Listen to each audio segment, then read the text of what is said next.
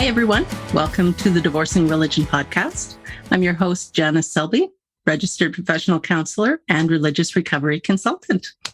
Today's guest is skeptic, magician, and snake breeder, Matt Dillahunty. Matt was raised Southern Baptist and even considered becoming a minister. He eventually lost all belief in the tenets of Christianity and became an atheist. In addition to being a well-known speaker and debater, Matt has hosted and co-hosted numerous popular shows on atheism, including NonProphets Radio and the Atheist Experience, and he currently hosts the fabulously popular show, The Hang Up, on YouTube. Welcome, Matt. Thanks for joining me. Thanks so much for having me. I'm glad to be here. I'm so excited. I just got to get it all out right now. I'm really tickled that you would join me here because my podcast is fairly new. And the slant that I'm taking on things is talking about religious trauma. And I find that people who grew up in fundamentalist religious homes tend to have some trauma themselves. Can you talk to us a little bit about your background? Yeah, I don't know. It's been my path out was not traumatic. And looking back on my upbringing, I'm sure there is religious trauma. But after having spent so many years talking to people who suffered serious trauma, Mm-hmm. I think I had an easy start to finish. Mm-hmm. My parents were, when they first married, my dad was a Southern Baptist and my mom was in a family of Catholics, but nobody really paid any attention. Okay. And my uncle was a medical missionary who went over to Thailand and did some work there. And he ended up convincing my mom that Catholicism was a cult. Wow. That was not biblical. Right. And she didn't know anything about it anyway. And she became a Christian and immediately jumped in fundamentalism. There's a home movie of her buying everybody in her family a Bible for Christmas one year. And a real Bible, not the Catholic Bible. Yeah. Right. They needed to get, I'm pretty sure they were all like the Living Bible, which was an easy to read version in the 70s. Yeah. But they, I have that footage of them handing out, but I was raised primarily in Southern Baptist churches. There were a couple of exceptions. Like I talked about how I used to go to Pentecostal churches for the concerts back when Carmen and Petra. I remember. Yeah. Yeah. But it was primarily Southern Baptist. We moved every few years because of my dad's job. And I remember the process of going to visit a handful of churches wherever our new house was until my parents were led by God as to which church to join, which in hindsight was really the one my mom said we needed to be in, was the one we went to. Yeah. Oh, gosh. This does sound awfully familiar. And so did they typically stay kind of in the Baptist way of things, or did you end up in any more evangelical kind of Pentecostal churches? No, that was only interacting with my friends and going to concerts and stuff. My folks were Baptist. My mom probably considers herself a Pentecostal now. Mm-hmm. I remember her saying so about 15 years ago. It was after I became an atheist, and she doesn't go to church. She hasn't left the house really in a gazillion years. So she listens to preachers online. And so it's a lot more independent. And I don't know what language is or isn't preferred here. I don't want to be disparaging of anybody, but it's kookier stuff. I think my mom may be convinced that the earth is flat. She gets her medical advice from, like online versions of the 700 Club. So it's always, dear. Oh, I saw this thing here. You should try this. And I can't count the number of crappy pseudoscientific woo peddling or woo remedies she sent me over. You need St. John's wort. You need and I'm like, oh my gosh. What? Thanks, Mom. Thanks. Why don't you just buy me soap? Keep buying me soap and Q-tips and we'll be fine. And she'll buy those in bulk. Oh boy. Yes. And I mean that magical thinking from religion is so easily transferable to conspiracy theories and homeopathy nonsense. It's just, we can be primed for it because we do want the easy way, and we do want to believe we have the answer. We're special. So did you believe fully when you were growing up, say when you were a teen, that the Bible was literal and true? Yeah, it's a difficult thing to answer because memory is so malleable. Yeah. And I have to recognize that, my mom remembers some things differently from the way I do. And I was one of the most active in our family going to church. Even when my folks would go Sunday mornings, and that was about it. A little bit more on occasion. My dad worked a lot. Actually, he traveled back and forth between Kansas City and St. Louis for years.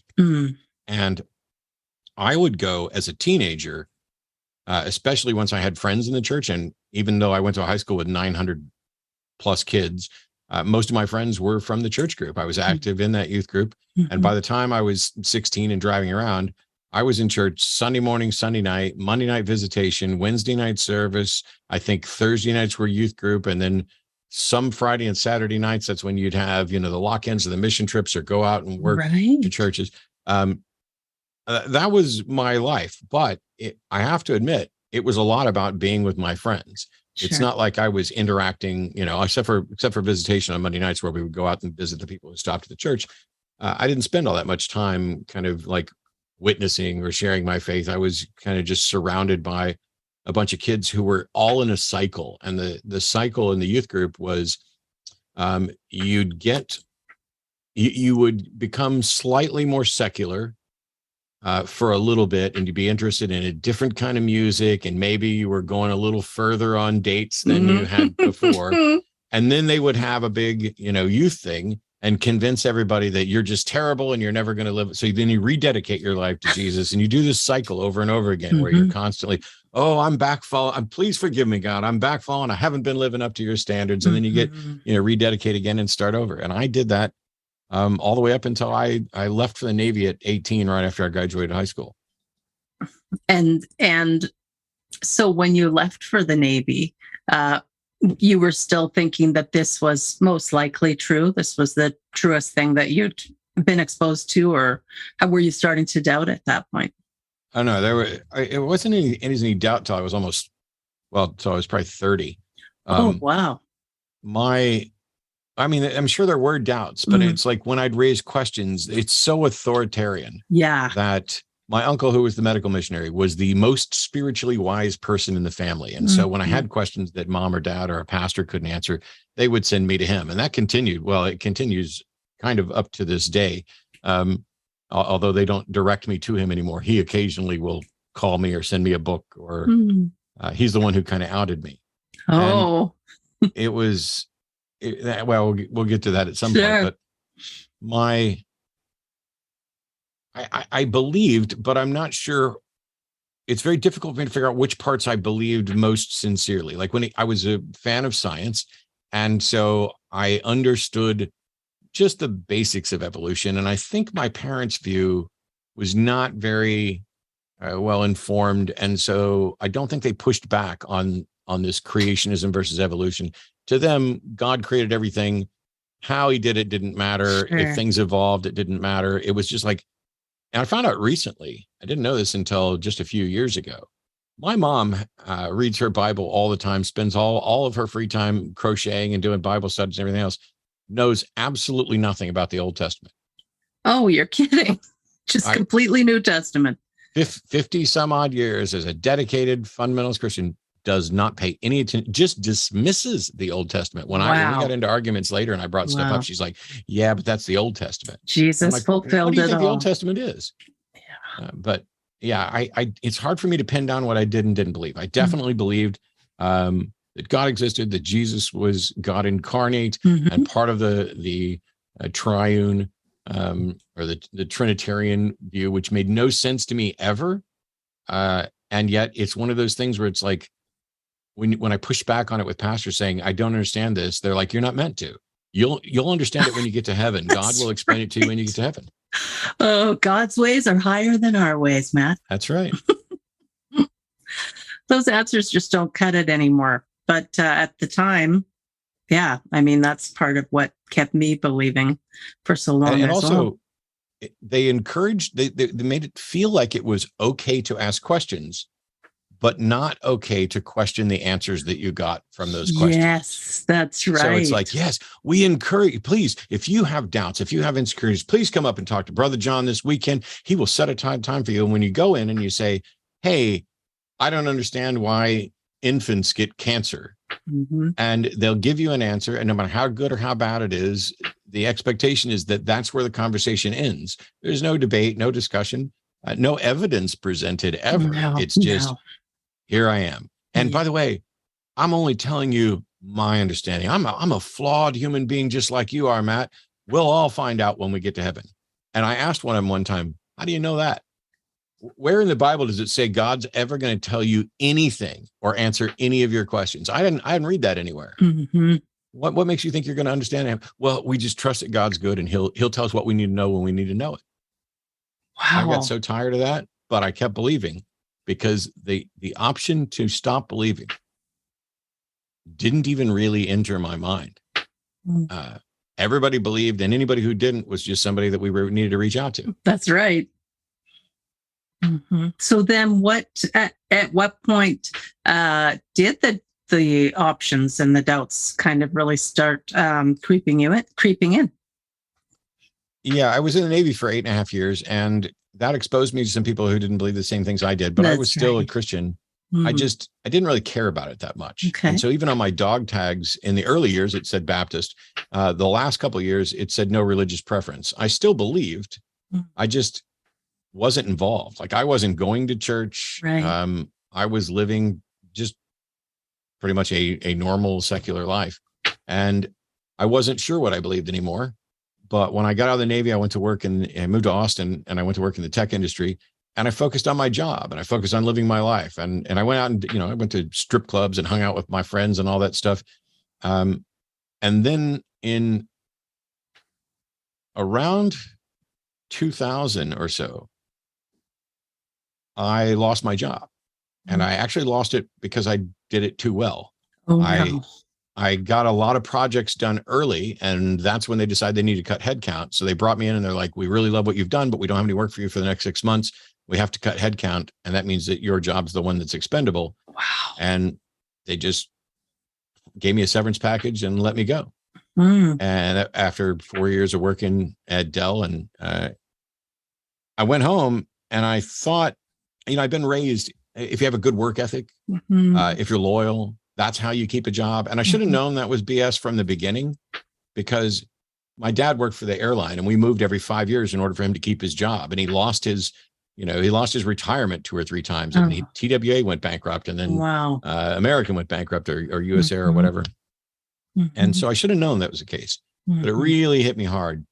And I went home and they gave me a severance package where I didn't have to work. I didn't work for over a year. And I thought that God was punishing me. I thought that God had said, when I was a teenager, had wanted me to be a preacher. Mm-hmm. And I was scared of that. I was terrified of public speaking. I was scared of being a preacher. There probably were doubts in my head back then that were like, you can't go down that path. It'll expose that, things that but have suppressed or type of understanding. Right. And ironically, of course, as I mentioned, I was afraid of public speaking. And that's hard to imagine now. It is, because I don't shut up now. But I thought that God was punishing me. And he's like, oh, you want to run around and do all this stuff, and you want to focus on your career when I told you to be a preacher? Well, I'm going to take it all away. And that's the mentality that had been implanted in me in a large part because my mom, that if something bad was happening in your life, sometimes that might have been, the devil coming after you because you were doing good. But if you knew you weren't really doing that much good, that was God stepping up to say, no, you better listen and you better do what I told you to do. Mm. And so I decided after that job loss that, okay, God, I give up. You wanted me to be a minister. You want me to be a preacher. I said no and ran off and did my own thing. You let me have fun for a while, and then you took it all away.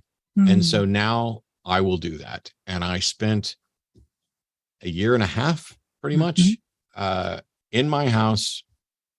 Don't get me wrong, I wasn't doing nothing but Bible study. I was playing video games and other stuff too. Sure. But I spent a year and a half in serious prayer and study. And every time I would run across something from an atheist, or somebody. My roommate at the time was an atheist. Oh. And he didn't care about it.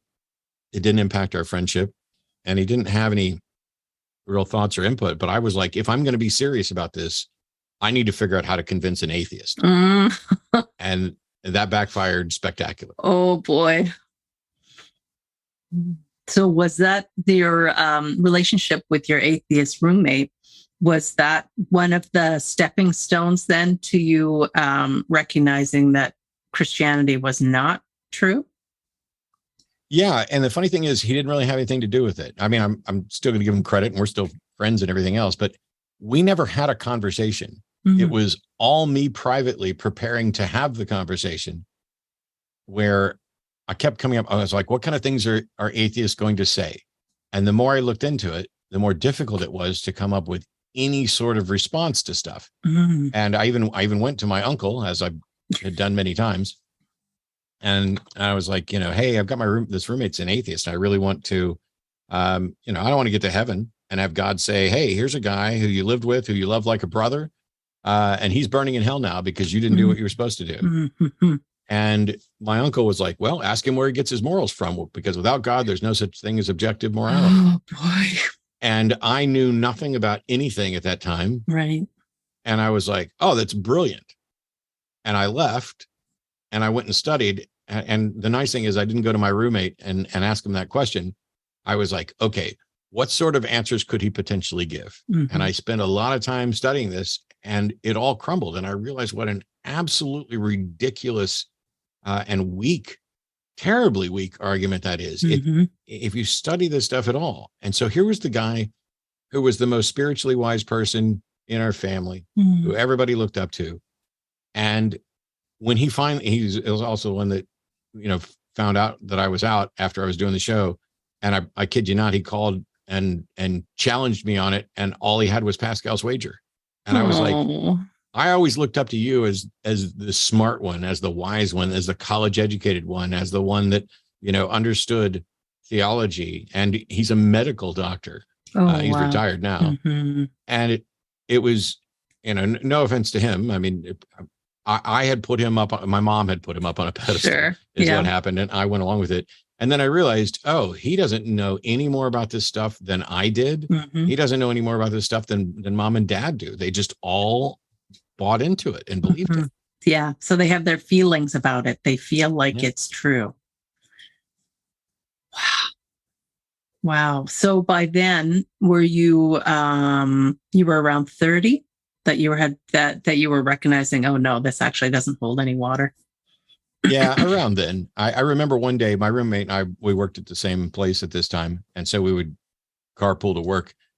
And out of the blue one day on the drive home, I said, hey man, I think I might be kind of agnostic. And he goes, oh, cool. And we just kept driving and never really talked about it again. And it was like a week after I was like, no, that's not the right word. I'm an atheist. And he's like, cool.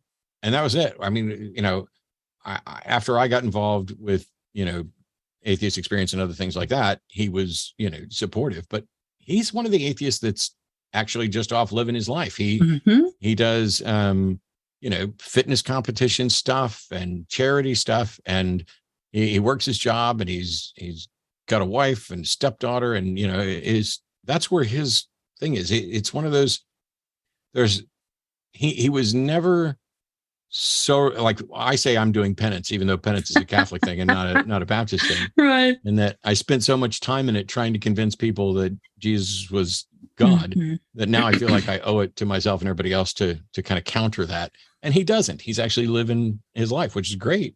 Enjoying it. And was he raised religious as well? Not really, but yeah. I'm not. Yeah, I don't know all the details on his thing, and it's partly because we didn't have a lot of conversations about it. Yeah, it was, however you were raised, he kind of just was. Yeah, I don't think I believe this, and then went on with his life and did it younger. I'm always impressed when I go speak somewhere and like some 11-year-old comes up to me and is like, my folks have been letting me explore religious stuff, and thanks to some of the stuff you've done and everything else, I think I'm pretty much an atheist now. And I'm like, amazing. You know, I'm not claiming I'm the sharpest knife in the drawer, but it took me forever to get out of there. And now I feel like I'm not even the sharpest spoon in the drawer. When these 11-year-olds are coming up and they're like, oh yeah, this is all BS. I got it figured out. Let me get on. Hi, everyone. I hope you're enjoying my interview with Matt Dillahunty. Just a quick reminder to subscribe to the Conference on Religious Trauma YouTube channel so that you never miss an episode of the Divorcing Religion podcast. And I also invite you to support me on Patreon. Now, back to Matt. When I get to interact with folks who were raised completely without any religion and they are atheists, like my good friend Courtney Hurd, who's the godless mom, it is so refreshing and amazing for me to spend time with people like that because they do not have the religious baggage. They just don't. I mean, they have other baggage, but it's really amazing. So, all right, for all the 11 and 10-year-olds and the kids out there who are figuring this stuff out, that's amazing. So then what did you do once you made that discovery about yourself? Did you feel like, oh, I have to tell my family, or be like, well, I'm not going to tell my family? I started working.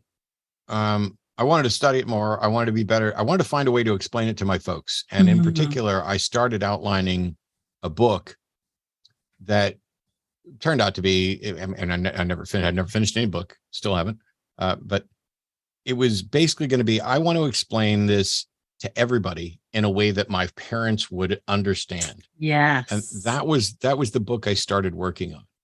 And people at work knew that I was interested in this stuff. I started writing for some online e-magazines where there were like miniature debates going on. Yeah. There was a place called uselessknowledge.com, and there was somebody on there who went under the name of Skiptimaloo, who would pick out a passage in the Bible and post a little sermon about it. And whenever that person did that, I would then reply to those with the exact same passage and show how that could be interpreted in a completely different way, and sometimes the exact opposite way. Oh, wow. Or just to show that, you know, there's a reason why there's over 1,000 denominations that all point to the Bible and use different names and reach different conclusions. Yes. And so I was writing for that. And some people at work had seen the Atheist Experience on public access TV here in Austin. Oh, wow. And they knew that I was into that stuff. And so they came to me and they're like, oh, you should watch this. And I blew them off. I was like, why would I watch a bunch of atheists? I don't want to talk to atheists. I want to talk to Christians. I want to talk to theists. I want to, you know, I'm already an atheist. You know, and they're like, no, this is a call-in show where they take calls from them. And I'm like, I still wasn't even registering with me. Didn't even, you know, it was like, no, I want to, you know, because it didn't occur to me that I would ever be on the show. Right. It's like, why would I sit around and watch this? Wow. And by coincidence, Jeff D lived in the same apartment complex that I did. He was one of the hosts on the Atheist Experience at the time. And he put up a flyer at the mailbox that was basically, tune in and watch the Atheist Experience Sundays. And I happened to see that flyer on Sunday, just about an hour before they went live. I went out to check the mail, saw the flyer, and I was like, wow, I got time. Let me tune in and see what's going on. And I tuned in, and it was Ashley and Jeff D, Ashley Perrion, both of whom I'm still in touch with. Nice. And they invited me to the after. I called in because I disagreed with something Jeff said. I think it was about religion in public school or something like that. And so I called in to kind of push back on something. We talked for a little bit, and they're like, you should come to the after show dinner. And I was like, okay, yeah. I went to the after show dinner. The next week I was there in the studio volunteering behind the scenes to screen calls and do graphics and other stuff. And I was going to meetings, and a couple months later, Jeff D did not show up for his scheduled show. He just forgot it was his week. And I happened to be standing there, and Ashley, I'd just written an article on the 10 Commandments cases in Texas, where Justice Breyer essentially invented a grandfather clause out of whole cloth. Mm. And so he's like, well, Jeff's not going to make it, I guess. You want to go on the show? And I was like, sure. And I went on the show. I loved it. I went home and my roommate was like, how'd the show go today? And I was like, I was on it. And he goes, really? And I remember looking at him and saying, yeah, that's going to be my show in 6 months. Oh, really? Wow. And I didn't mean it in this. It's never been my show. It will never. I'm not there anymore anyway, but it's never been my show. It's been a group effort. But what I meant and what he understood was that I'm going to be on that show as a regular. That is my thing. This is what I need to do. Wow. And here we are 17 and a half years later, and I just left the show. So. That's amazing. That really is something. So did you find that the public speaking fear had pretty much just dissolved or disappeared? No. Doing the TV show was pretty easy because in the early days, there wasn't even really an audience there live in the studio watching it. It'd be me and Ashley sitting there with 3 camera people running the 3 cameras pointing at us, and we were alone in a room. And so it was just like having somebody film you while you're making phone calls. That doesn't register in my head the same as public speaking. Sure. When I became the first president of the atheist community of Austin, that came with a lot of duties, including I remember I had to go to the Capitol and read a press release from the ACA. And I was a nervous wreck standing up there. There's like 6 or 8 reporters showed up and maybe 5 other people. And I'm standing on the steps of the Capitol reading an important press release that we had. And I was nervous.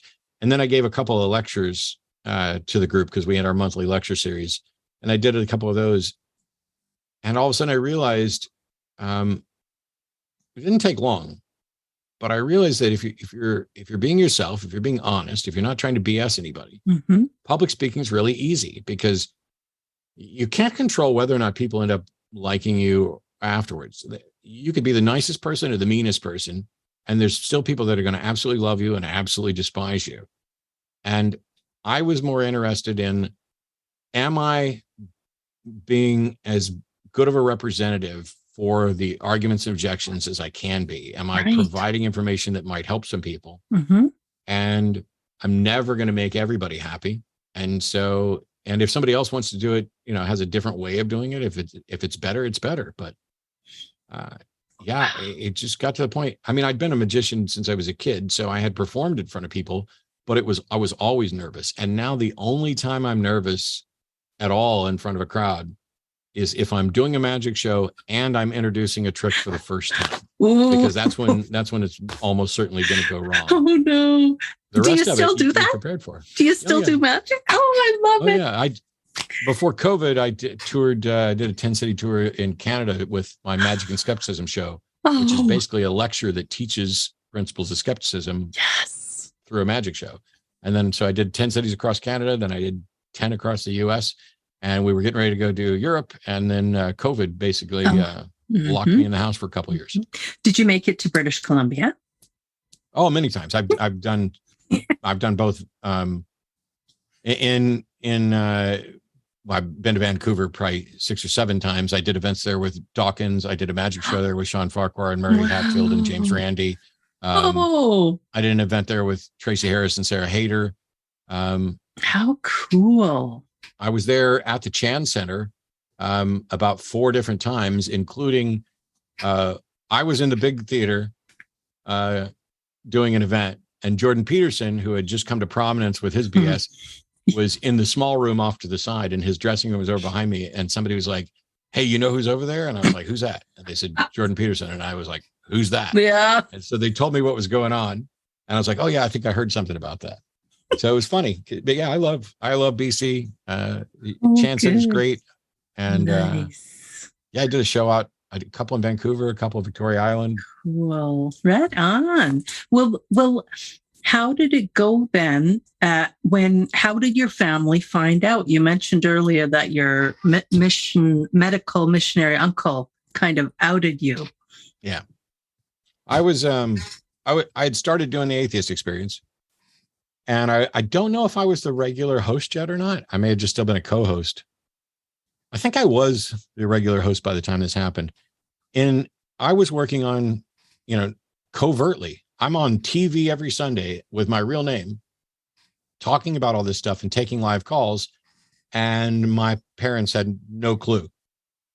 This was in the early days of the internet. There wasn't anybody really using it that's not true.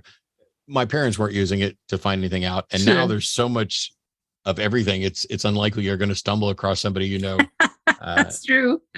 So you may be safer now. But my uncle, I was at work one day and my phone rang and it was my uncle. And he said, I was Googling my own name last night and I came across something interesting. And I was like, oh. And that's when he's like, so you're an atheist now. And I was like, yeah, we had a little conversation and I was a nervous wreck because this was all these years of building it up. I figured this was going to be my biggest test. I'd been having debates live on TV show for a while, but this was it. This was the spiritually wise leader of the family, and I kid you not, he had nothing more than Pascal's wager. And then he was like, well, I think you should tell your folks. And I was like, well, I think I'm a grown up. And he's like, I think I'm going to have to tell your dad if you don't. And I'm sitting there going, are you saying that you're going to tattle on your 30-year-old nephew? Yeah. Which wasn't his mindset at all. Of course, he's looking at it like this is something that your parents need to know. It didn't matter to them that I'm a grown up. I'm still a little kid. I'll be a little kid for my mom until she's dead. Yes. Mm-hmm. But it's except when it's convenient to identify that I'm actually 53 and responsible. Right. Then all of a sudden I'm not a little kid anymore. That's right. Oh gosh. But we had a talk on the phone, and then he was like, well, I think you need to tell your parents. I called my dad and told him what had happened. And my dad said, okay, and hung up. Oh. And it was because I just completely fried his noodle. Like he didn't even really, he went out. First thing he did was Google, what does atheist mean? What's an atheist? Oh, wow. Okay. And then he and mom, I don't know what all they did because I heard about some of it secondhand and I heard about it from them and how accurate it is and how much they've included. I don't know. Right. But they went to go see Lee Strobel. Oh, who the case for the Messiah. Yeah. Mm-hmm. They went to him and they said, hey, our son's an atheist. What should we do about that? And of course, Lee sold them several of his books. Yes. I met Lee many years later. Lee doesn't debate. And so there was no way he and I were ever going to debate, but I met him and I told him the story and what he did because I got those books for Christmas. And I told mom, I was like, look, mom, if you want to get me books from apologists, ask me whether or not I've already had them because I've already written rebuttals to these two and I already have that one. Okay. So they could have saved their money. Yeah. And so I got in Lee's face just a little bit, politely, but a little bit, saying the next time some parents come to you and tell you that their kid's atheist, instead of selling them your books and sending them off ill-equipped, why don't you tell them that the best thing they can do is talk to their child? That's wonderful. I don't care how old they are. Mm-hmm. It's far better for them to talk to their kid than it is to come talk to you, Lee. Mm-hmm. And it's far better for them to, I don't know, even if they were correct and all this were real, it's far better for them to work this out with God than with you selling them books. Mm-hmm. Embarrassingly bad books, by the way. But. So you didn't have a hard time rebutting the presentations that he made in his books. No, it was pretty straightforward because Lee pretends to be a skeptic when he throws out softball questions that he already knows the answer to. He runs around asking these people, questions as if he's a skeptic, as if he's asking them difficult questions. But there's no pushback. There's no request for evidence. There's nothing. It's like, I have this question. I got a friendly acquaintance I've had on the show, not for years, but in the past. Guy P. Harrison wrote a book that I recommend a lot, which is 50 Reasons People Give for Believing in a God. Okay. And Guy does what Lee Strobel pretended to do, only Guy did it pretty well correctly, which is, let me ask these questions and find out what people are actually saying. Instead, Lee goes and interviews only the people who have the answers he's looking for. Right. Like, it's not like he went and interviewed atheists. It's not like he went and interviewed atheist philosophers for these things largely. I think there were some included, but it was about the questions and the ones that would have answers that would be like, well, religions, whether they're true or not, can provide a framework and a structure for people. And so there's these benefits. So he'll use that answer to prop up the benefits and then use the other answers from the believers. It was just really bad. I wanted to debate Lee, but he doesn't debate. He was not going to have any of it. That's right. Well, so then your dad knew because you made a phone call, and then your folks were so concerned they went and bought all these books. Have you ever had a discussion with your folks about it since then, or do you guys just kind of avoid it? No, it's been a weird thing. So my dad kind of he took it hard because he's the spiritual leader and he felt like he failed. Yeah. Mm-hmm. My mom,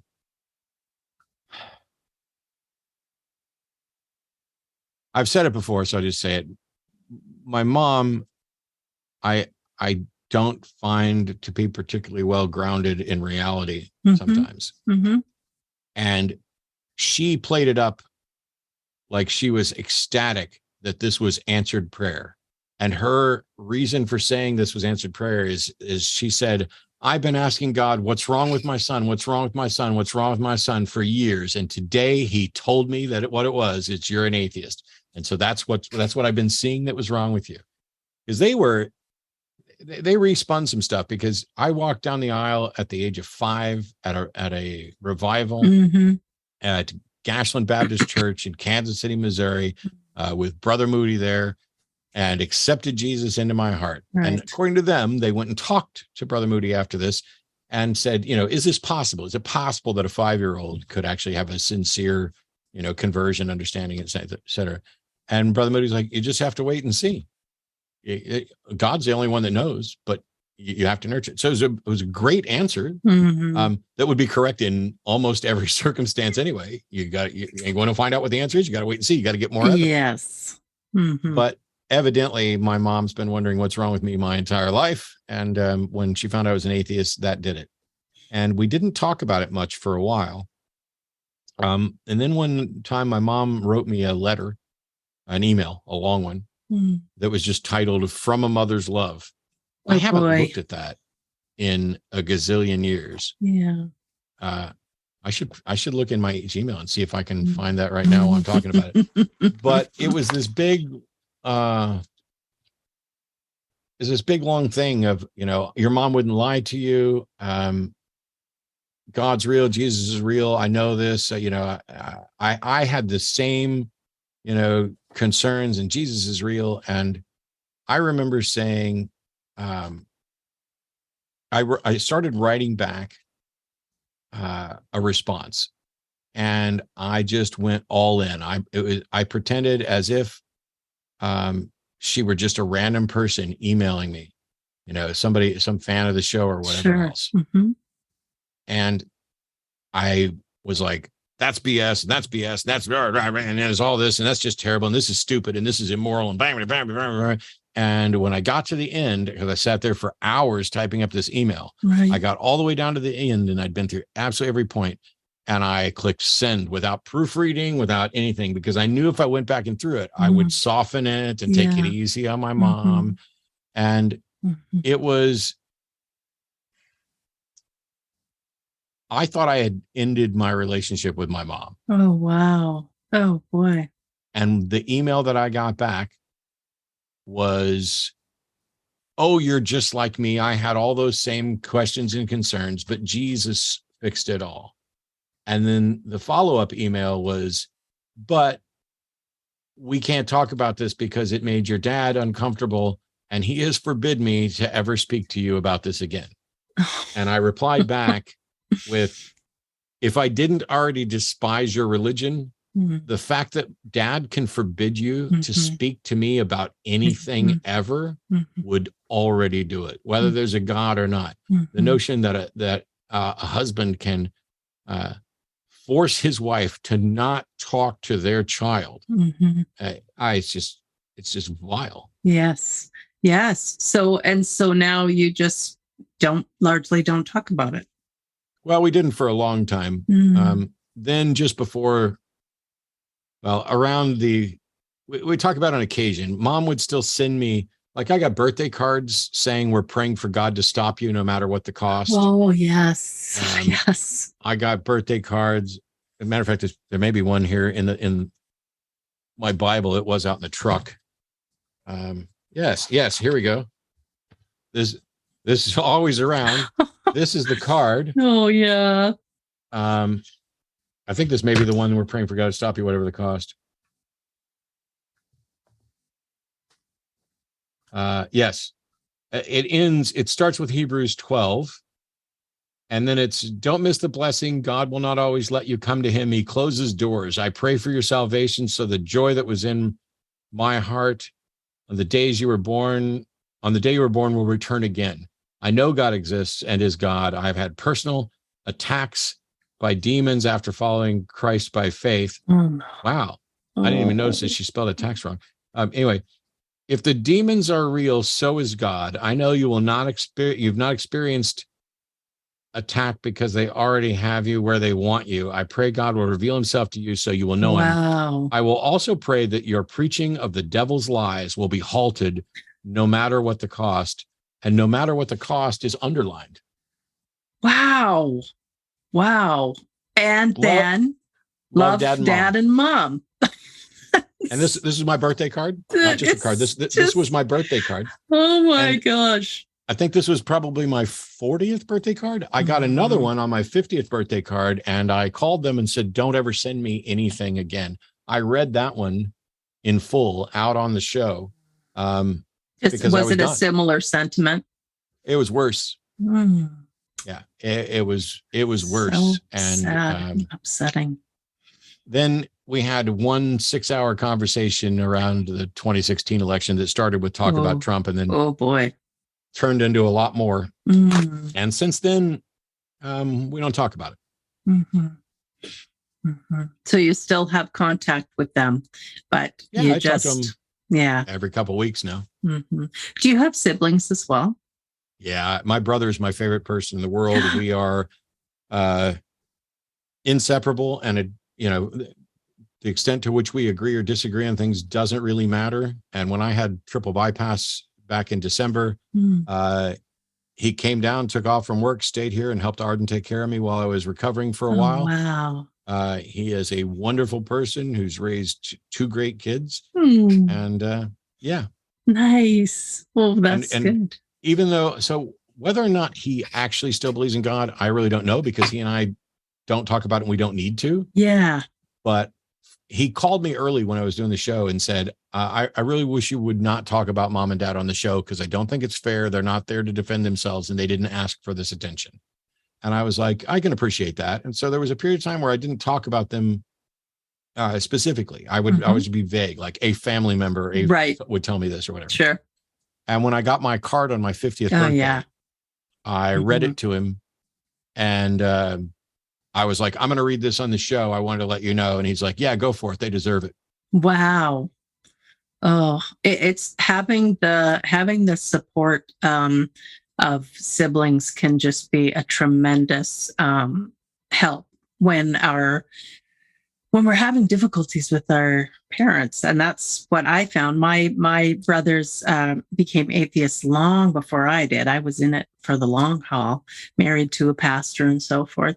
And my parents are still believers. And so then when I divorced religion, was pretty shocking for my parents. They didn't like it. They didn't even want to believe it. But to have my brothers say, boy, we've been waiting. We've been waiting for you. It was very helpful.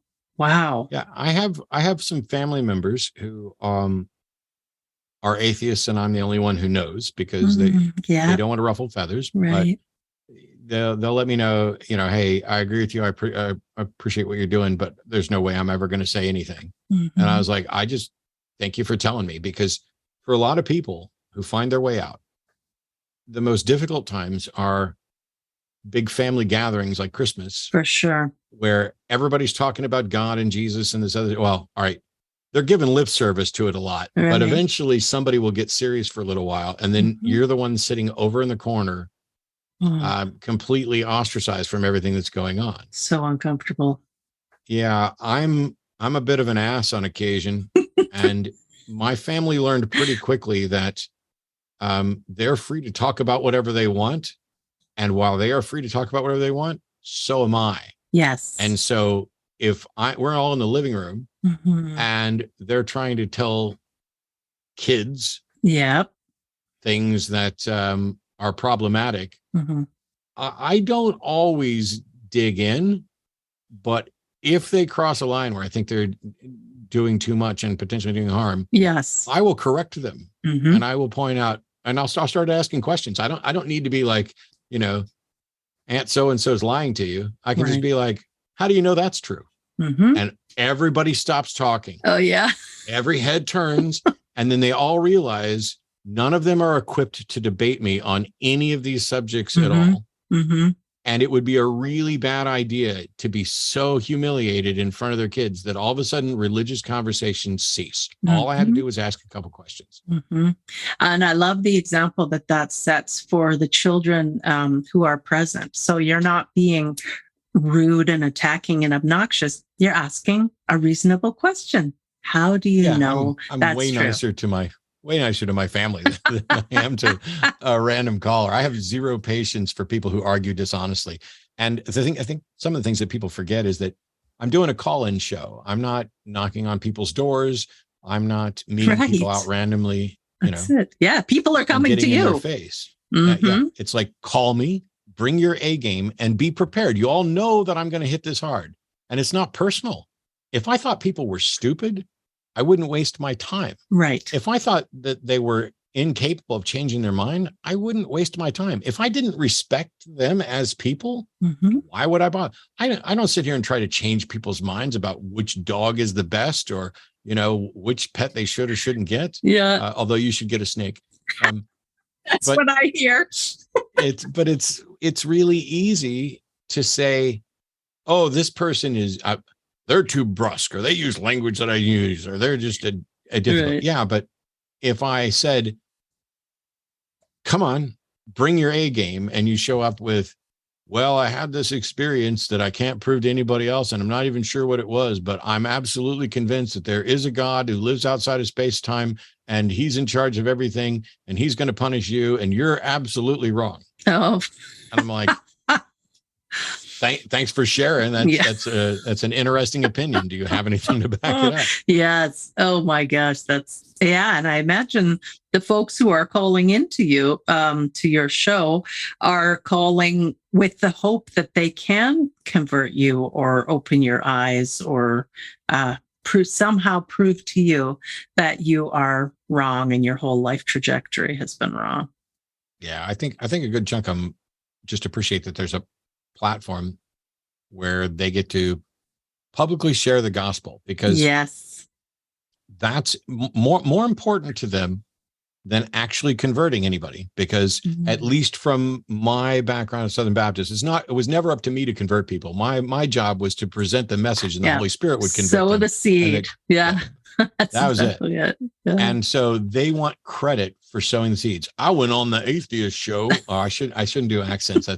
There are plenty of people with Southern accents who are brilliant. I don't want to shame any of them. Yes. But they'll be like, oh, I went on the Atheist show and stood my ground, and I did what I'm supposed to do for Jesus, without realizing what they did was actually embarrassing. I remember Ray Comfort. I've debated him a couple times, and he called into the show on an occasion.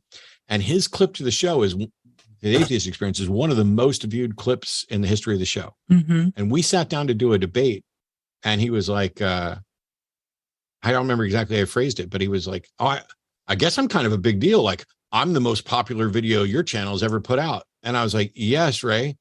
But that's not because people agreed with you or liked what you said. It's because it was embarrassingly stupid. Oh, no. And you looked really ridiculous, and people are laughing at you. Oh, no.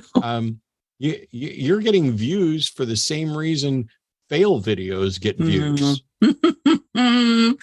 Oh, wow. And he remains just as entrenched, just from, of course, I don't talk to him personally, but going by his continued actions in the Christian community, he's just as entrenched as ever he was. But of course, we never know what's going on in someone's mind who might be having doubts. And I wonder if folks who reach out to you on your show, if a lot of them, or at least some of them, aren't having doubts themselves.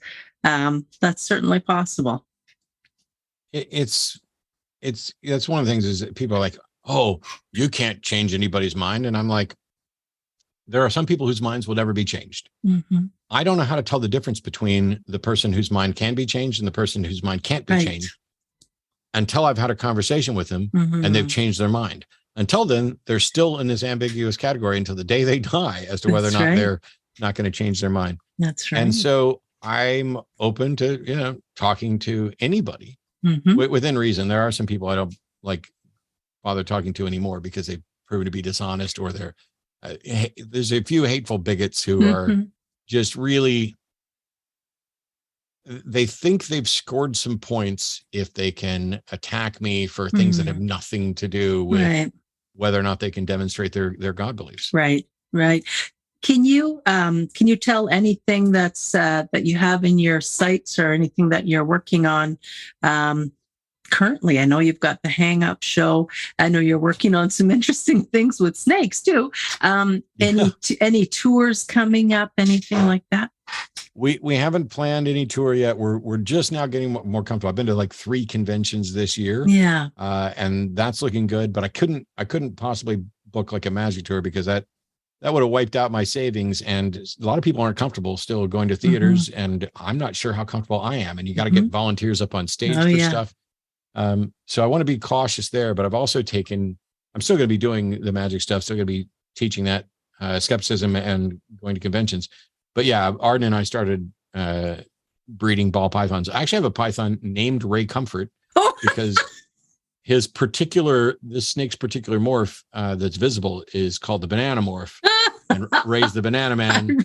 And I've been meaning to send Ray an email to let him know that I have named a breeding male Ray Comfort, and he will be producing some dreamsicle babies with our others. Yeah, if you go on YouTube, the Line Network is where I do the Hang Up. I do that on Wednesday nights. Last night I had Daryl Ray on. I saw that. Exciting. I love Daryl. He filled in last minute, and he's so awesome. And I wish it wasn't I wish I'd have just asked him to be on instead of like, oh, I need somebody last minute. Can Daryl do it? He's great. Yeah, we've been friends for years, and I love getting on. I love listening to talk. And we work pretty well together because if I go off on a philosophical rant for 5 or 10 minutes, Daryl is patient enough to sit there. And when he really wants in on something, and when there's something that he finds interesting and valuable to recovering from religion, psychotherapy project, things like that, he jumps in. So I'm going to be doing, because I'm no longer with the Atheist Community of Austin, I'm not doing the Atheist Experience on Sundays, but I'm not necessarily willing to give up the Sunday afternoon time slot that I spent 17 years cultivating. Right. So we're talking about doing an episode of the Hang Up on Sundays from 3 to 4:30 Central. And if that time slot works, then great. And if it doesn't work, then I'll do the 4:30 to 6 time slot, and people can just make a choice of whether they want to watch, my show live or the Atheist Experience live and watch the other one later, however they want to do it. We're also creating a couple other shows because the call-in format, it's become kind of formulaic where it's like things look the same. Right. And the same is true for online debates. And so Jimmy Snow and I had an idea for a debate show that is going to have a slightly different format so that it's somewhat of a cross between what would be a regular call-in show and what would be a full-on debate, where it's sort of a short form 30-minute debate where it's not two sides presenting competing opening statements, but one person is, I'm going to demonstrate this, and then the other person is the roadblock they've got to get through. I think we talked about it in terms of end boss, and it won't always be me. It's like, oh, today is the end boss of atheism, and it's Forrest, or today is the end boss for evolution, and it's Forrest, or psychology, we do Shannon or whatever. Yeah. And so you get like a 30-minute short form debate that we hope keeps things interesting and gets it so it's fair to people. Because my favorite things about the debates are the back and forth after the opening statements are done, and then the questions that come from the audience, because they're the ones who are going to ask all the stuff that we forgot. Yes. And they're going to ask the things they're most interested in, which is why I'd rather never, well, I don't really write talks, but I do outlines for talks. I'd rather never do another outline for another talk and another opening statement, write down another opening statement for a debate, if I could just sit there and say, hey, tell me what you believe and why. Give them as much time as we can reasonably do for that, and then have an actual conversation about why we disagree. That's far more valuable. I don't do debates. Debates aren't WWE events. I don't need intro music, although we did in one case as a joke. And it's not I won. Matter of fact, I was streaming on Twitch today. In a couple of weeks, I'm going up to Dallas to do a couple of debates. One of them is going to be a debate on Islam. That's going to be the main event for Saturday night for this day-long convention. But in the afternoon, they asked me to sit down with Destiny, who's a Twitch streamer who got popular doing debates. I'm not familiar with him. I don't really know his content. Because while we agree on a bunch of things, when it comes to like abortion, I primarily go with the bodily autonomy argument. Right. And Destiny does not like the bodily autonomy argument. I have no idea why. I haven't looked into this yet. Okay. But we're going to sit down for 30 minutes to an hour to just talk about why he doesn't like the bodily autonomy argument and why I think it's the only one that matters. Wow. So, that sounds very interesting. Should be fun. Yeah. I have some concerns about it because it's another instance of two dudes sitting around talking about abortion. Yes. But this isn't about rights or who we're both in agreement, I think, on being pro-choice. So this is more about a subtle way to argue for it. And Arden and I were talking the other day. That's my partner. We were talking about John Oliver just did a special on trans rights. I love John Oliver. I'm a huge John Oliver fan. Yes. And so he covered things that Arden and Katie and other trans activists have been covering for years. And yet it blows up when John Oliver does it. Yes. And we were lamenting the fact that sometimes this is why allyship is so important, because if you are in a marginalized minority, sometimes nobody's even going to pay any attention until there's a cis het white guy or somebody else with, a mountain of privilege to be able to speak up and kind of point the microphone at you. And, myself and a number of other people that I work with, we're serious about if you're gonna put me in this position where all kinds of people are going to listen to me, pay attention to what I say, I'm going to do what I can to point that microphone at other people, which is why when you reached out, it's like, oh, hey, here's a new podcast. Yeah, I'll do it. I'll do pretty much anything to keep the conversation going and get more and more people involved. We've got to hit normalcy. And I'm not, and I don't for a second think that I should be the only or top dog representative of atheism. I just think I'm always right and I'm the best me. Oh, this has been such a pleasure hearing more about your story and where you're at now and things that you're looking forward to. Thank you for joining me. I hope our paths cross again soon. Take care of yourself. Best of luck with this podcast. I hope as you get more people who perhaps experience more direct trauma than I did, that it resonates with people and that I become the oddball where maybe more and more people are like, yeah, I didn't have to go through as much. I'm on the Matt side and I feel fortunate. So let me help the people who had to go through more. Oh, wonderful. Well, thanks again for joining me, Matt Dillahunty, and I'll have all sorts of things in the show notes for people to check out with you. Take care. Thank you Bye, so much. everyone.